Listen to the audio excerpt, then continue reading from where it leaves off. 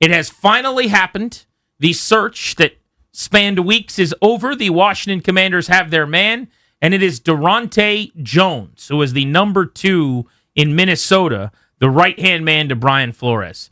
If this doesn't tell you how desperately they wanted Flores and how badly they wanted to get on the Flores defensive scheme plan after he shoved it on them, 31-0 shutout in Minnesota, you could tell they were so unprepared offensively for what he threw at them. And he put Cliff Kingsbury, who I like, into a locker. Just gave him a swirly, dunked him in the toilet, shoved him in a locker, closed the door, and said, you got to find your way out on your own. And clearly Dan Quinn was blown away and impressed. And since then, they made Flores one of their targets. He was never coming here. The job isn't good enough. But you know what you could do? You could get the next best thing, which is the guy that has been his understudy, that has worked under him, that has been his defensive pass game coordinator, that has been on the staff for him for the last few years. Enter Daronte Jones, a longtime NFL assistant who has most recently worked in Minnesota. So this all happened real quick, right? This was not one of the, hey, here are some of the candidates. Here are the guys they're interested in. Here are the guys that they've interviewed. As you get these kind of running updated lists, it all went from, hey, they're interested. Hey, they're interviewing. He's the guy. It went really fast once we got here. So that's interesting to me as well. What that tells me is that he blew them away in the interview. I think you did that with a few guys where you're like, let's talk to Carl Scott, Seattle. Let's talk to Al Harris, Chicago. All right, let's talk to Daronte Jones, Minnesota. Daronte Jones, Minnesota is who we're hiring. You get to check the Flores box. There's a lot of other things they like about him. He's obviously got the local ties and knows the community and knows the importance of the organization, having been a DMV product. Bishop McNamara High School in Maryland, went to Morgan State after Temple, where he played cornerback. But I do think they interviewed him thinking, all right, let's see what he has to say.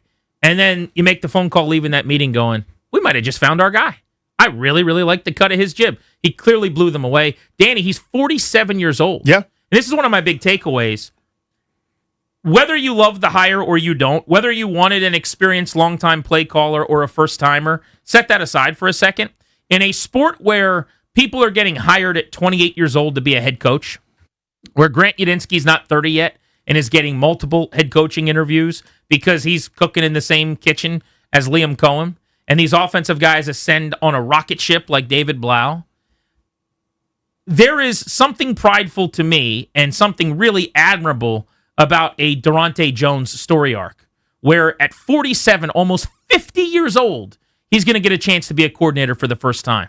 This guy is coached in high school, in Division I, in Division II, in Division III, north of the border in Canada, for God's sakes, in the CFL, and in the NFL, where he's labeled tapes and then been a position coach and then a position coach while also coaching DBs as a pass game coordinator. He has done everything you can possibly do, taking the longest road. Like, you could go, the David Blau route is just point A to point B. He went to C, D, E, F, G, H, I, J, K, and now he gets a shot. So for that, I'm really happy for this guy. I hope it works out. I'll root for him because this is the road longer, less traveled now. Indeed. There's a lot to like. The pedigree's right there, right, as you talked about. A lot of experience as a defensive backs coach. And, in that Brian Flores system, you get turnovers. That's kind of what you're looking for. You're looking for aggression. It kind of goes against the current paradigm. And I'm okay with that, by the way. The current paradigm, basically, I call this the Pat Mahomesization, if that's even a term, of the NFL, where you can't take everything away from them. Right? Because the big explosive plays are coming. They were going to catch you in a look. The previous thought was hit the quarterback no matter what. You got to do that. You got to send extra pressure, even if you have to make him get rid of the ball quickly. Well, guys like Mahomes and these supercomputers and the athleticism to get away from your first wave of guys, make plays improvisationally, strike down the field. People finally said enough of that. We are backing off. It's shells, it's quarters, it's too deep. It's, really, really soft zones. You make them make 10, 11, 12 completions down the field to beat us, and eventually they'll get bored. That's kind of the current paradigm of the league is mixing and matching coverages. Flores says that's adorable. That's nice. We are going to hunt. We are blitzing and blitzing and blitzing and mixing and matching. We are coming downhill.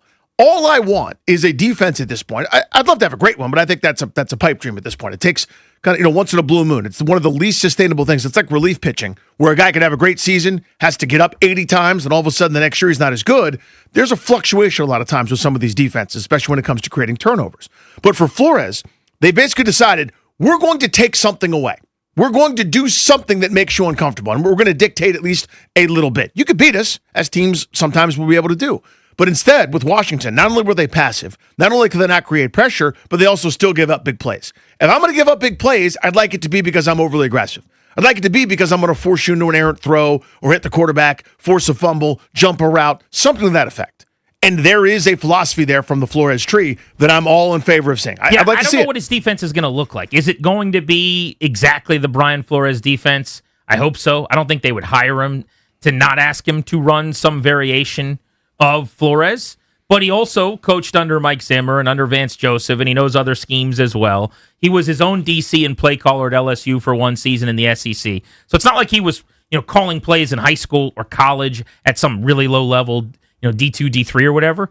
In the SEC, this guy was working with NFL players calling plays. So that experience will be valuable. I do think that's going to help him a bunch. But my guess is, Danny, I know that they just felt like they got so severely outcoached in that Vikings game where they got shut out, and that they had zero pass protection plan for what the Vikings brought. They expected one thing, Minnesota did another thing, they could not adjust, they had no answer. Had no answer. And I think Dan Quinn goes, that.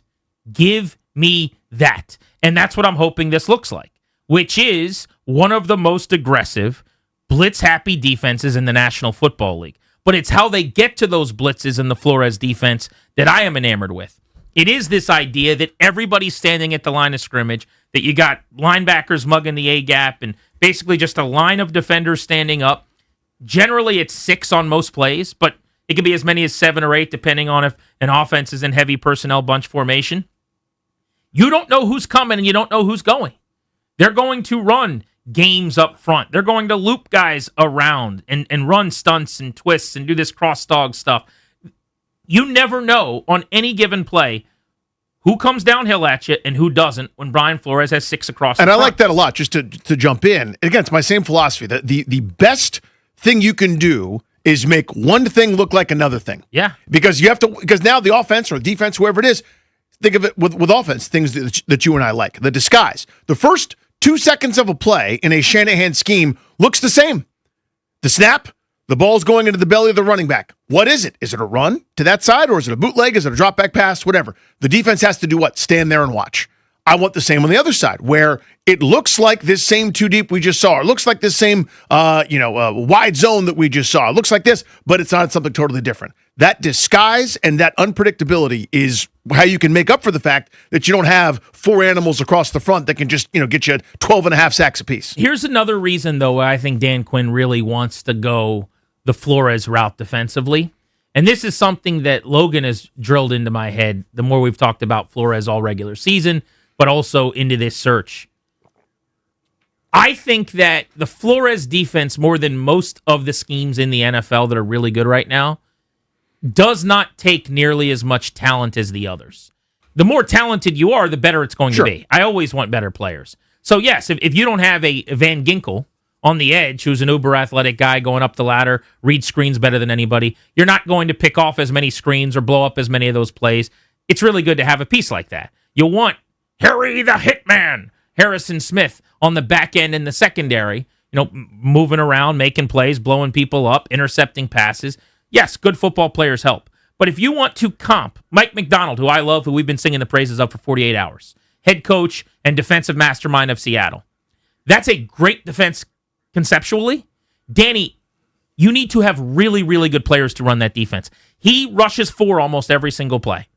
And for them to win, which they do constantly, you need world eaters like Leonard Williams and those guys who are as good rushing 4 because of the talent as anybody else to get the most out of the way they do things, running some of that man coverage with a robber at safety coming downhill. You need Nick Amenwori, who is suddenly one of the better playmaking all over the place Swiss Army knives in the National Football League.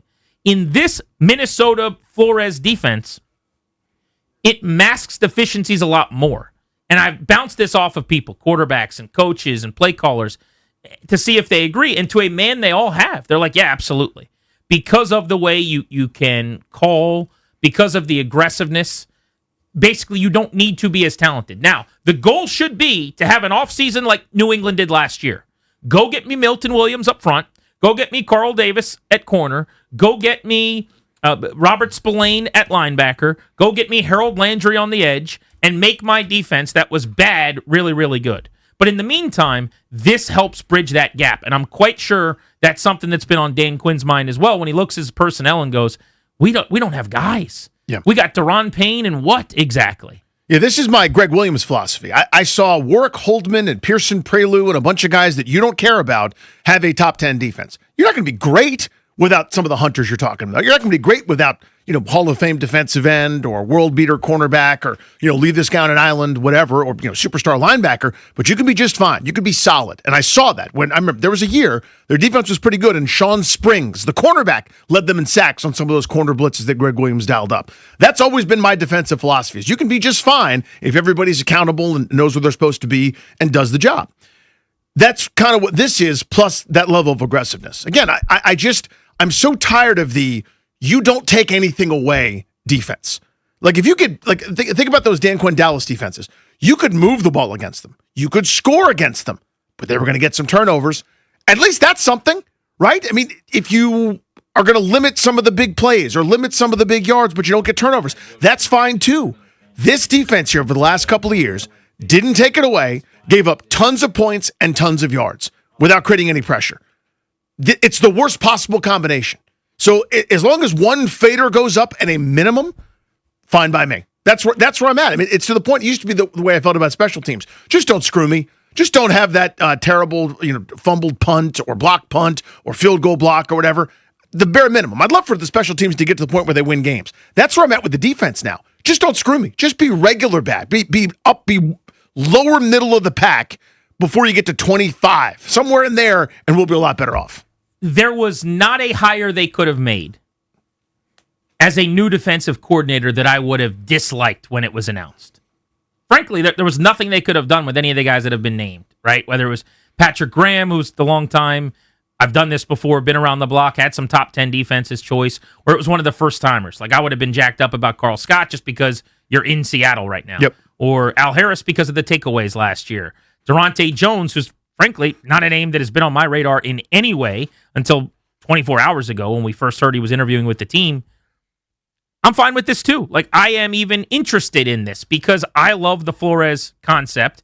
That's the guy I would have wanted. That was not an option. So you might as well go with maybe the next Flores. Perhaps he could do it like Flores does. Maybe some of the baggage with Brian Flores doesn't come with him. He's a hard guy to deal with, apparently. I mean, look, like Ryan Fitzpatrick, who seems to have problems with nobody, takes every chance he can publicly to just crush that guy for like how he handled the Dolphins years ago. I don't even know if that's fair or not, but he has some enemies out there and buildings that he's been in. I happen to really like Brian Flores and would hire him in a second, but it does seem like there is this element, see Mike Vrabel, see Jim Harbaugh, where like he leaves some wreckage behind him when he leaves the building. Now, I would have given him the job in 1 second. I'm sure they wanted to. He didn't want to take it. He's trying to get a head coaching job again. But maybe you get some of the really good of Flores, and this guy could be the next Brian Flores. 47 years old. See, people will look at that and go, how was he never a coordinator before? That worries me. You need a shot sometimes. So I am cool with this. Do I think this search went according to plan? Absolutely not. There's no way that it did. No chance. And you can't argue otherwise. You can't float and suggest you want you want a longtime play caller who's done this a bunch and then get a first timer and tell me it went according to plan. You can't clearly be interested in Ulbrich and Raheem and Gannon and Flores and all these guys that don't end up here and then start interviewing guys that weren't a part of the process in the first phase and end up with one that was basically on the radar for people for like 24 hours and say this was where you planned on ending. I also don't know how much any of that matters. If you just told me at the beginning of the search they're going to go get a guy from Minnesota who worked under Brian Flores, who's going to run some of Flores' stuff here, who's 47, getting his first shot after 13 stops, coaching in Canada, the NFL, 3 levels of college and high school, I would say, let's rock and roll. But by the way, go get this dude some players, please. Because I don't care if it's Joe Witt or it's Dom Capers or it's any other great defensive coordinator over the years. If you don't give this dude players, he has no chance. So the one thing I'm going to say to circle back to the process is they set the expectation. if you'd never let out there, and this is through multiple reports where they couldn't wait to get the word out to everybody that covers the team, and hey, this is where our line of thinking is. If you'd never set the expectation for, we want an experienced play caller, we want a guy with pelts on the wall, then I'd feel really good about this. Where you interviewed a bunch of different guys and you went big game hunting, you went for the Gannon, the Flores kind of tier, guys that have options, and you ended up here from a really good tree. I'd be way more excited about it than I am had they not set the expectation of, we're looking for X, and you did not land on X. Which I understand. It does not change my excitement in any way. I don't know. Excited is not the right word. I'm not excited about the hire. I like the hire fine, and I don't feel worse about it based on the search. I just think two things are true. One, this did not go the way that they set out for it to go, I don't think. Two, as I said, they were going to get someone you could sell as a pretty good hire. There were just more decent options on the defensive side of the ball than jobs. Yep. Especially if your search is going to include both longtime play callers who have been head coaches and also guys who have never done it before.